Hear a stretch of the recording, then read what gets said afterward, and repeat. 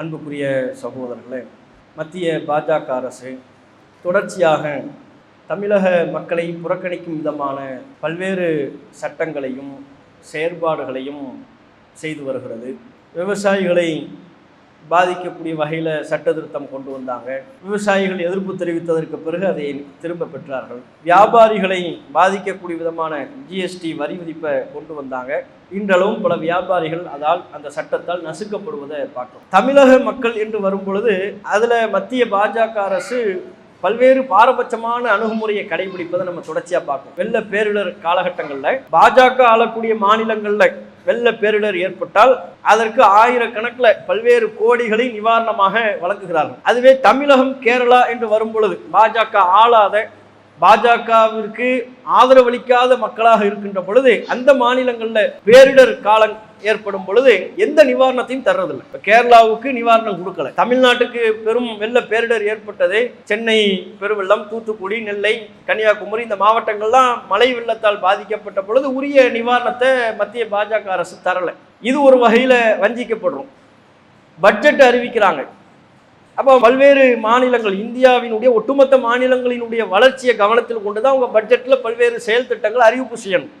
அந்த பட்ஜெட்டின் போது கூட பாஜக ஆளக்கூடிய மாநிலங்கள், பீகார் அது மாதிரியான பகுதிகளாக இருந்தால், தேர்தல் வரக்கூடிய மாநிலமாக இருந்தால் அங்கே கவனம் செலுத்துகிறார்கள். அங்கே பல்வேறு அறிவிப்புகள், சலுகைகளை செய்கிறார்கள். தமிழக மக்களினுடைய பிரச்சனையை கவனப்படுத்தி எந்த விதமான அறிவிப்பும் பட்ஜெட்லேயும் இல்லை.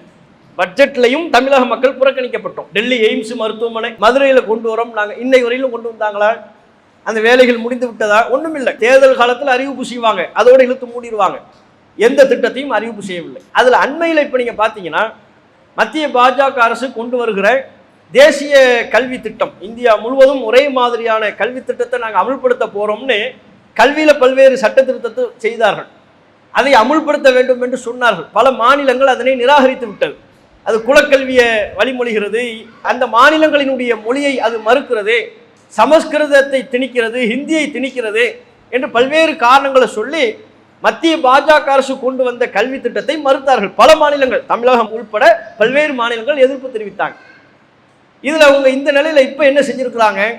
இந்த திட்டத்தை நீங்கள் ஏற்காத காரணத்தினால தமிழக பள்ளி கல்வித்துறைக்கு தர வேண்டிய நிதியை தரமாட்டோம் என்று சொல்கிறார்கள். சுமார் 2152 கோடி பள்ளி கல்வித்துறைக்கு மத்திய அரசு தர வேண்டி இருக்கிறது நிதி. அந்த நிதியை நாங்கள் தரமாட்டோம்.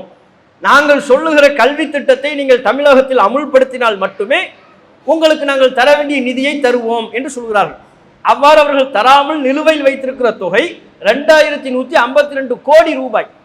1 கோடி, 2 கோடி, 10 கோடி, 100 கோடி இல்லை, 2000 கோடி தரமாட்டோம் என்று சொல்கிறார்கள். நிபந்தனையை இடுகிறார்கள். இந்த தேசிய கல்வி திட்டத்தை நீங்க அமுல்படுத்துங்க.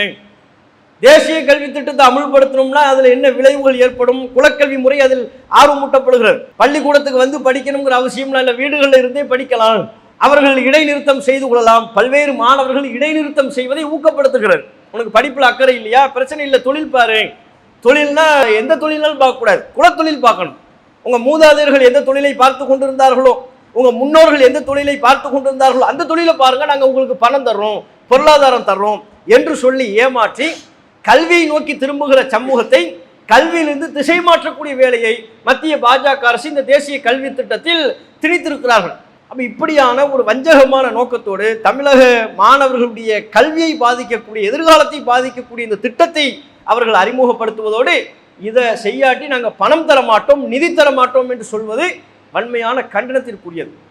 இது ஒருபோதும் ஏற்புடையது அல்ல.